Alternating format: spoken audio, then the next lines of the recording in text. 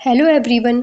आज की वीडियो में हम डिस्कस करेंगे यूजीसी नेट इकोनॉमिक्स के मोस्ट इम्पॉर्टेंट पीवाईक्यूज जो कि मार्च 2023 के शिफ्ट 1 में पूछे गए थे। तो चलिए स्टार्ट करते हैं आज की वीडियो को बिना किसी देरी के। हमारा आज का फर्स्ट क्वेश्चन है, विच of the following is not true in case of indifference curve. Indifference curve के केस में निम्नलिखित में से कौन सा सत्य नहीं है? The indifference curves are usually convex or bowed inward. Indifference curve for two goods that are perfect complements is shaped as right angles. Indifference curve for two goods that are perfect substitutes is a downward sloping straight line. Indifference curve for two normal goods is a downward sloping straight line. इसका right answer है option D. Indifference curve for two normal goods is a downward sloping straight line.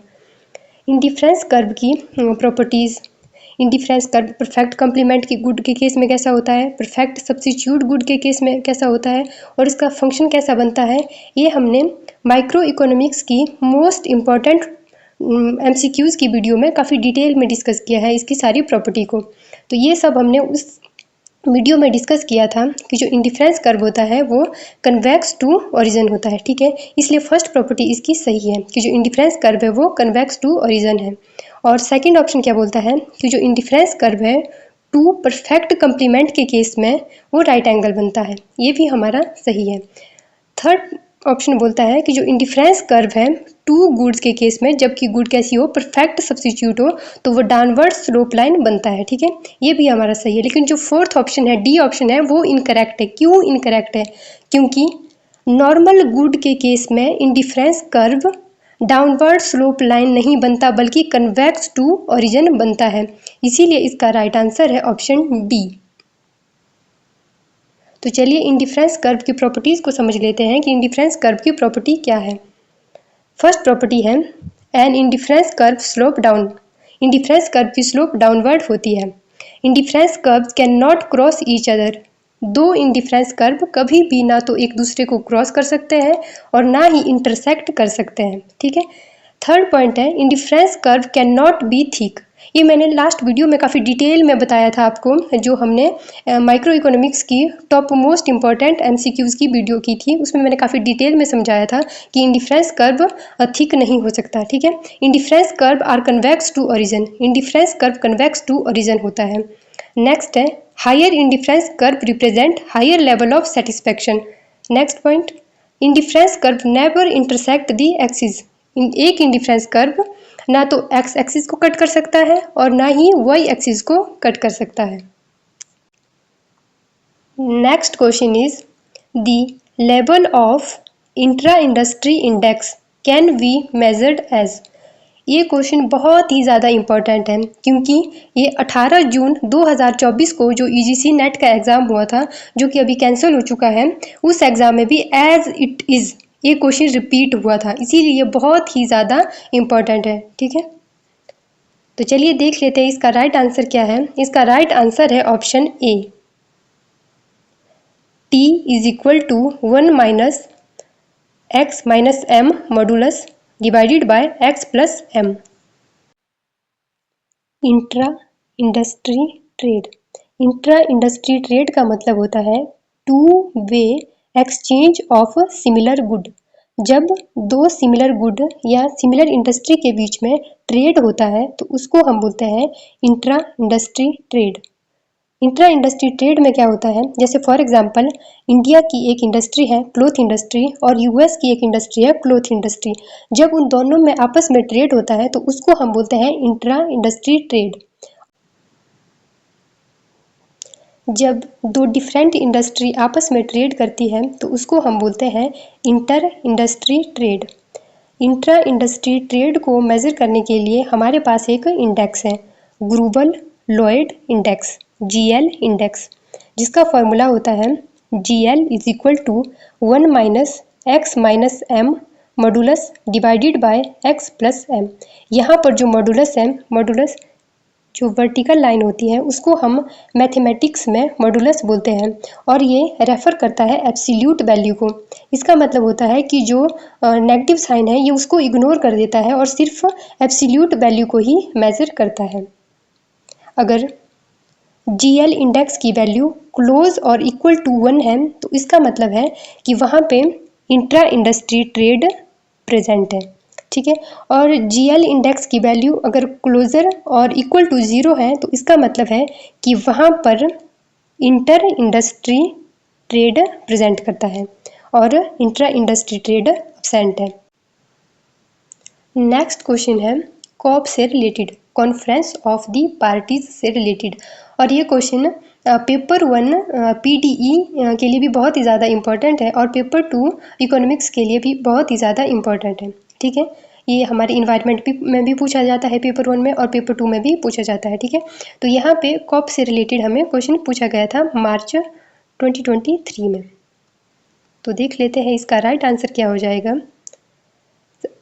सबसे पहले हम देख लेते हैं corp 27, क्योंकि जो कॉप 27 था ये उस टाइम पे लेटेस्ट कॉप था और कॉप 27 हुआ था शर्म ए शेख इजिप्ट में, इसीलिए डी का आंसर हो जाएगा बी। डी का बी हो गया तो हम फर्स्ट को भी एलिमिनेट कर देंगे और थर्ड को भी एलिमिनेट कर देंगे। नेक्स्ट है कॉप 21, क्योंकि कॉप 21 बहुत ही फेमस है और कॉप 21 पेरिस फ्रांस में हुआ था, ठीक है। जो कॉप 21 है वो मैच हो जाएगा 4 के साथ, B4। तो इसलिए इसका राइट आंसर हो गया ऑप्शन बी। और भी हम मैच कर लेते हैं कॉप 15। कॉप 15 डेनमार्क में हुआ था और जो कॉप 13 है वो हुआ था बाली इंडोनेशिया में, इसलिए इसका राइट आंसर है ऑप्शन बी। और भी कॉप को हम समझ लेते हैं, क्योंकि कॉप से हर बार ये एग्जाम में क्वेश्चन बनते हैं, पेपर 1 में भी बनता है और पेपर 2 में भी बनता है। जून 2023 में भी कॉप 26 से इकोनॉमिक्स में क्वेश्चन बना था और दिसंबर 2023 में पेपर 1 में कॉप 3 से क्वेश्चन बना था कि कॉप 3 किससे रिलेटेड है। जो कॉप 3 है वो क्योटो प्रोटोकॉल से रिलेटेड है, ठीक है, जो 1997 में हुआ था जापान में, क्योटो जापान में। नेक्स्ट है कॉप 7। कॉप 7 2001 में हुआ था माराकेश मोरक्को में। कॉप 8 भी हमारे लिए इम्पोर्टेंट हो जाता है क्योंकि कॉप 8 न्यू दिल्ली इंडिया में हुआ था। कॉप 15 जो कि एग्जाम में पूछा गया था और कॉप 14 जो कि पोलैंड में हुआ था 2008 में और कॉप 13 ये भी एग्जाम में पूछा गया था जो बाली इंडोनेशिया में हुआ था 2007 में। नेक्स्ट इम्पोर्टेंट कॉप है कॉप 21 जो कि 2015 में पेरिस फ्रांस में हुआ था। उसके बाद नेक्स्ट इम्पोर्टेंट कॉप आ जाता है कॉप 26 जो कि 2021 में ग्लासगो यूके में हुआ था।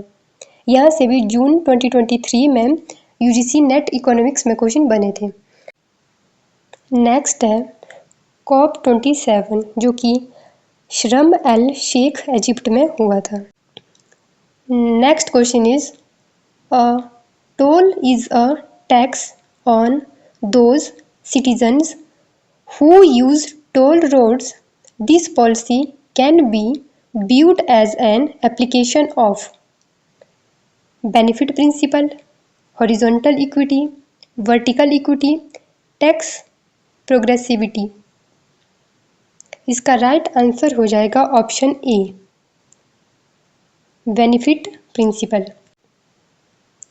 बेनिफिट प्रिंसिपल ये बोलता है कि जो लोग गवर्नमेंट की गुड्स और सर्विसेज का बेनिफिट ले रहे हैं उन पे उसी प्रोपोर्शन में टैक्स लगना चाहिए जिस प्रोपोर्शन में कि वो गवर्नमेंट की गुड्स और सर्विसेज का बेनिफिट ले रहे हैं। जैसे क्वेश्चन में एग्जांपल दिया था टोल टैक्स का, टोल टैक्स एक बेनिफिट प्रिंसिपल का एग्जांपल है क्योंकि इसमें ऐसा होता है कि जो उस टोल रोड का यूज़ कर रहा है उसका बेनिफिट ले रहा है सिर्फ वही लोग टैक्स पे करेंगे। जो उस टोल रोड में नहीं जा रहे या उसका बेनिफिट नहीं ले रहे वो टैक्स पे करने के लिए एलिजिबल नहीं है या उनको टैक्स पे करने की ज़रूरत नहीं है, ठीक है। नेक्स्ट प्रिंसिपल है एबिलिटी टू पे प्रिंसिपल।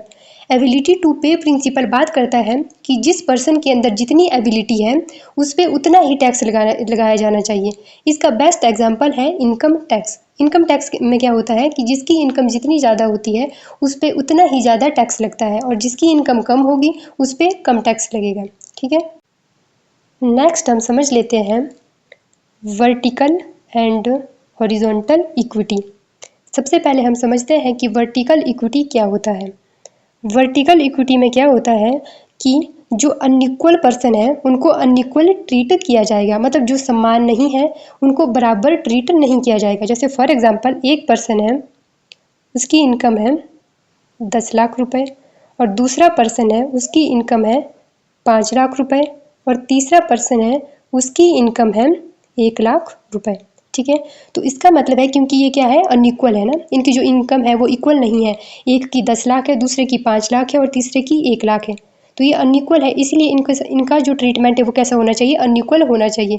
इसका मतलब है कि जो पहला पर्सन है जिसकी 10 लाख इनकम है उस पर ज़्यादा टैक्स लगना चाहिए, और जो 5 लाख वाला है उस पर थोड़ा कम, और जो 1 लाख वाला है उस पर उससे कम टैक्स लगना चाहिए। ये है वर्टिकल इक्विटी का मतलब, कि जो अनइक्वल इनकम वाले लोग हैं उनका जो ट्रीटमेंट है वो अनइक्वल तरीके से होना चाहिए। ठीक है, उन पर टैक्स भी अनइक्वल लगना चाहिए। नेक्स्ट हम समझ लेते हैं हॉरिजॉन्टल इक्विटी।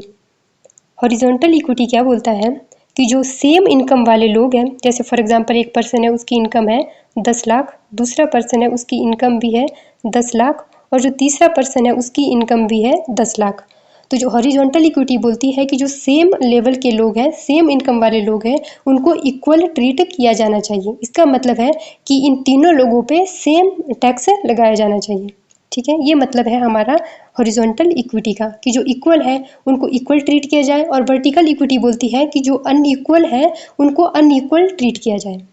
ठीक है, नेक्स्ट क्वेश्चन इंडियन इकोनॉमी से रिलेटेड है, जिसमें कि लिस्ट 1 और लिस्ट 2 दी गई है। लिस्ट 1 में पोर्ट है, बंदरगाह है, और उनको मैच करना है लिस्ट 2 से। इसका राइट आंसर है ऑप्शन बी। सबसे पहला है Santa cruise. Santa cruise related है, महाराष्ट्र में स्थित है। ठीक है, और सेकंड है कांडला। कांडला है हमारा गुजरात में, बी का हो जाएगा 3। एंड सी फाल्टा। फाल्टा है वेस्ट बंगाल में, और डी है विशाखापट्टनम। विशाखापट्टनम हमारा आंध्र प्रदेश में स्थित है, इसलिए इसका राइट आंसर हो जाएगा option B. Next question is Harrod Domar classification of growth includes which of the following? Natural growth rate, desired growth rate, warranted growth rate, possible growth rate, population growth rate. इसका right answer है option B, A and C, natural growth rate and warranted growth rate. क्योंकि Harrod ने growth rate को 3 भागों में divide किया था, actual growth rate, warranted growth rate and natural growth rate. इसीलिए इसका राइट आंसर हो जाएगा option B, A and C, natural growth rate and warranted growth rate. Harrod Domar growth model. Harrod Domar growth model 2 economist ने दिया था, Harrod and Domar. ये model इन दोनों ने इंडिपेंडेंटली दिया था, लेकिन इसके कंक्लूजन काफ़ी हद तक सेम थे, इसीलिए इस मॉडल को हेरेड डोमर मॉडल बोला जाता है। हेरेड ने ये मॉडल दिया था इन 1939 एंड डोमर ने दिया था इन 1946 में। Explain growth in terms of level of savings and productivity of capital. Production is equal to consumption goods plus capital goods. Investment is related to capital formation. Saving means delaying present consumption. Saving का मतलब होता है कि हम present consumption को delay कर रहे हैं। ठीक है, and growth depends on investing savings in increasing capital stock. Harrod ने ग्रोथ को 3 भागों में डिवाइड किया था, actual growth rate, warranted growth rate, natural growth rate. Next question is the condition of preferring a risky income to a certain income with the same expected value is referred as risk averse, risk loving, risk neutral, risk premium. इसका right answer है option B, risk loving. क्योंकि question में क्या पूछा गया था कि the condition of preferring a risky income को प्रेफर कर रहा है टू सर्टेन इनकम, और सेम एक्सपेक्टेड वैल्यू सेम है और रेफर कर रहा है रिस्की इनकम को। तो इसका मतलब है कि जो पर्सन है वो रिस्क लविंग है, ठीक है, उसका बिहेवियर कैसा है, रिस्क लविंग है।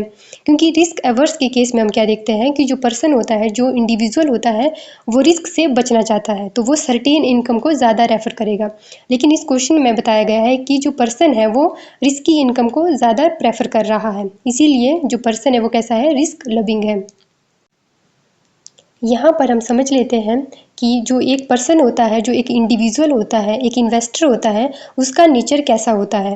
वो 3 तरह का हो सकता है, या तो रिस्क एवर्स, रिस्क न्यूट्रल, या फिर रिस्क टेकिंग, या जिसको हम रिस्क लवर या रिस्क लविंग भी बोलते हैं, ठीक है। अगर जो रिस्क एवर्स पर्सन होता है वो हमेशा रिस्क को अवॉइड करना चाहता है, ठीक है। जो रिस्क एवर्सिंग पर्सन होगा वो क्या करेगा, हमेशा रिस्क को अवॉइड करेगा। और जो रिस्क न्यूट्रल होता है ये इंडिफरेंट रहता है, ठीक है। ये ना तो ज़्यादा रिस्क लेना पसंद करता है और ना ही ज़्यादा रिस्क को अवॉइड करता है, ये एकदम न्यूट्रल जैसा होता है, ठीक है, इंडिफरेंट रहता है। और जो रिस्क टेकिंग होता है वो क्या होता है, रिस्क को ज़्यादा से ज़्यादा सीख करता है, ज़्यादा से ज़्यादा रिस्क लेना चाहता है। जो रिस्क एवर्स होता है उसमें क्या होता है कि लो रिस्क को प्रेफर करता है। अगर लो रिस्क को प्रेफर करेगा तो ऑब्वियस सी बात है कि उसे रिटर्न भी कम मिलेगा, लो रिटर्न होगा। जो रिस्क न्यूट्रल है वो हमेशा बैलेंस में रहता है, इसलिए इसे क्या होगा, balance of risk and return, उसका रिस्क भी बैलेंस में रहेगा और जो उसके रिटर्न होंगे वो भी बैलेंस में रहेंगे। लेकिन जो रिस्क टेकिंग पर्सन होता है वो हाई रिस्क लेता है और उसे रिटर्न भी हाई ही मिलते हैं। अगर बात करें रिस्क एवर्स पर्सन की, तो रिस्क एवर्स पर्सन के केस में क्या होता है कि जो अनसर्टिनिटी होती है वो लो होती है। रिस्क न्यूट्रल के केस में मॉडरेट होती है और रिस्क टेकिंग इन्वेस्टर के केस में अनसर्टिनिटी हाई होती है। और रिस्क एवर्स इन्वेस्टर के केस में लेवल ऑफ वेल्थ लो रहता है या फिर मॉडरेट भी हो सकता है, ठीक है। और जो रिस्क न्यूट्रल है उसके केस में लेवल ऑफ वेल्थ लो या फिर मॉडरेट रहता है। और रिस्क टेकिंग या रिस्क लवर या रिस्क सीकिंग इन्वेस्टर के केस में लेवल ऑफ वेल्थ हाई रहता है। नेक्स्ट हम समझ लेते हैं कि रिस्क एवर्स, रिस्क न्यूट्रल और रिस्क सीकिंग इन्वेस्टर के केस में यूटिलिटी फंक्शन किस तरह का होता है। रिस्क एवर्स इन्वेस्टर के केस में जो यूटिलिटी कर्व होता है, ठीक है, जो यूटिलिटी फंक्शन बनता है वो कनकेव टू ओरिजिन होता है, ठीक है, कनकेव शेप का होता है। और जो रिस्क सीकिंग इन्वेस्टर होता है उसके केस में utility function convex to origin होता है। और जो रिस्क न्यूट्रल होता है उसके केस में यूटिलिटी फंक्शन स्ट्रेट लाइन होता है, ठीक है, ओरिजिन से स्ट्रेट लाइन होता है।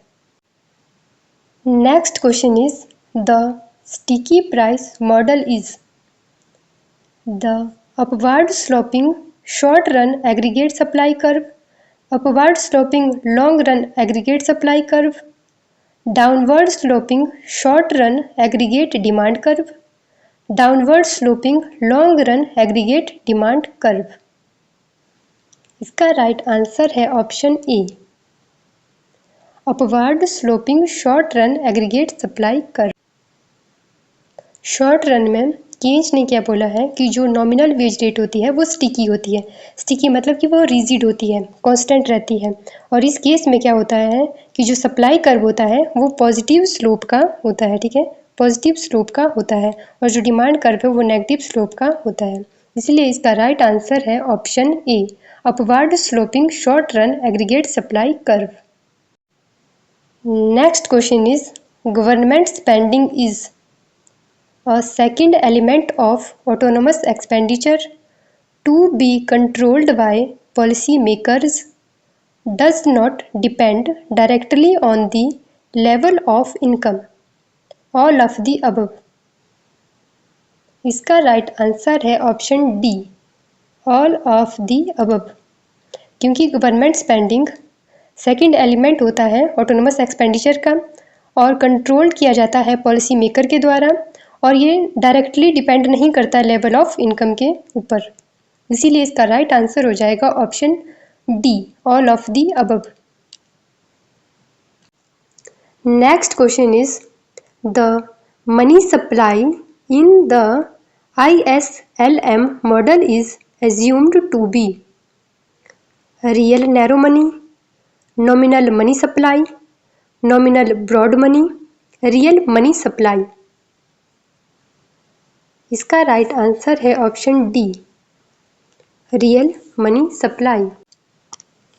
ISLM मॉडल को प्रपोज्ड किया था J.R. हिक्स ने इन 1937 अपने एक पेपर में जिसका नाम था mister Keynes and the classics.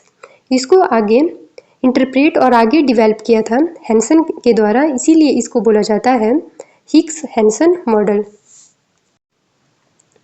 ISLM model दो मार्केट के बीच कंबाइन इक्विलिब्रियम को स्टडी करता है। ISLM मॉडल में दो मार्केट होते हैं, पहला है गुड मार्केट जो कि IS से रिलेटेड है और दूसरा है मनी मार्केट जो कि LM से रिलेटेड है। IS में I का मतलब इन्वेस्टमेंट है और S का मतलब सेविंग है। LM में L का मतलब डिमांड फॉर मनी या डिमांड फॉर लिक्विडिटी है और M का मतलब सप्लाई है, मनी सप्लाई है। गुड्स मार्केट उस पॉइंट पर इक्विलिब्रियम पे होता है जहां पर इन्वेस्टमेंट इक्वल होती है सेविंग के और मनी मार्केट उस पॉइंट पर इक्विलिब्रियम पे होता है जहां पर demand for money and money supply equal होती है। गुड्स मार्केट और मनी मार्केट में जो इक्विलिब्रियम होता है उसके ज्वाइंट इक्विलिब्रियम की हेल्प से हम डिटरमाइन करते हैं दो वेरिएबल की वैल्यू को, एक है आउटपुट y एंड दूसरा है interest rate I। Next question is which of the following are correct OLS estimation in the presence of autocorrelation? Estimated coefficients are linear, estimated coefficients are unbiased, estimated coefficients are biased, estimated coefficients are consistent, estimated coefficients are efficient। इसका right answer है option B. अगर एक regression model में auto correlation की problem पाई जाती है और फिर भी हम उसमें OLS अप्लाई करते हैं तो उस केस में भी जो हमारा एस्टिमेटर है वो लीनियर रहता है, अनबाइस्ड रहता है और कंसिस्टेंट रहता है। वो एफिशिएंट नहीं होता क्योंकि एफिशिएंट का मतलब होता है मिनिमम वेरिएंस और ऑटो कोरिलेशन के केस में वेरिएंस मिनिमम नहीं होता। इसीलिए इसका राइट आंसर हो जाएगा option B, linear, unbiased and consistent. अगर किसी रिग्रेशन मॉडल में ऑटो कोरिलेशन की प्रॉब्लम एग्जिस्ट करती है तो उस केस में क्या कॉन्सिक्वेंसेस हो सकते हैं। सबसे पहला है OLS estimators are still unbiased and consistent, normal distributed in large samples, लेकिन no longer efficient। इस केस में क्या होगा कि जो एस्टिमेटर है वो एफिशिएंट नहीं होगा, अनबाइस्ड भी होगा, कंसिस्टेंट भी होगा लेकिन एफिशिएंट नहीं होगा। Next question is which of the following satisfy the assumption of the classical linear regression model? The regression model is linear in the parameters zero mean value of disturbance term, the variance of error term is not constant, there is a serial autocorrelation between the disturbance terms, the number of observations must be greater than the number of parameters to be estimated।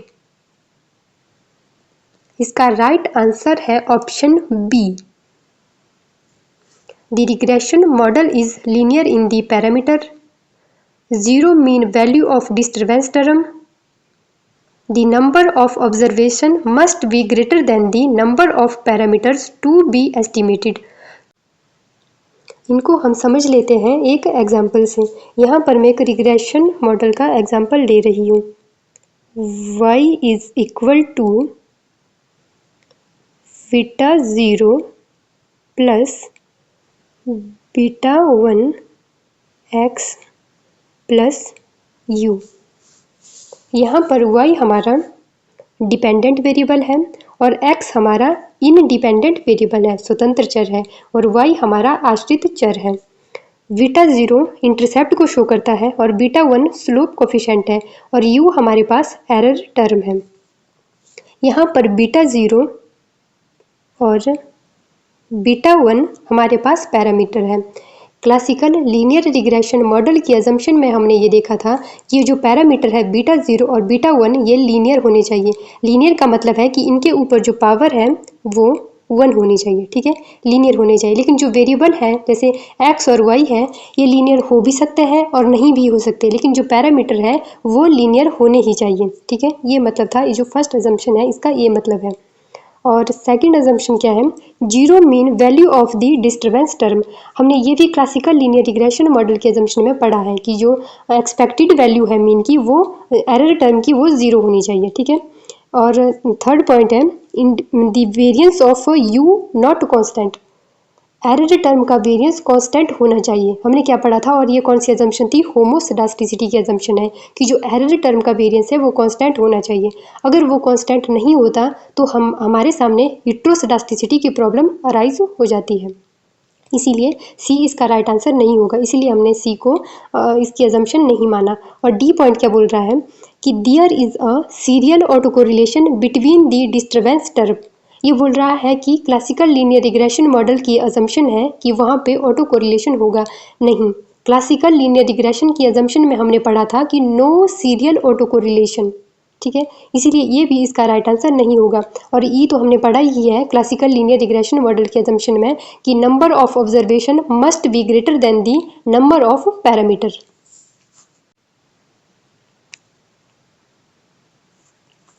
Next question is underdeveloped countries are the slums of the world economy is a statement given by Keynes, Gunnar Myrdal, Adam Smith, Karen Cross। इसका right answer है option D, Karen cross.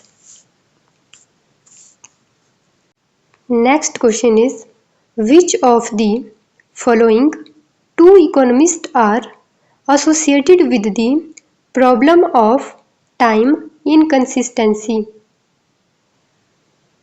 इसका right answer है option B, Kydland and Prescott.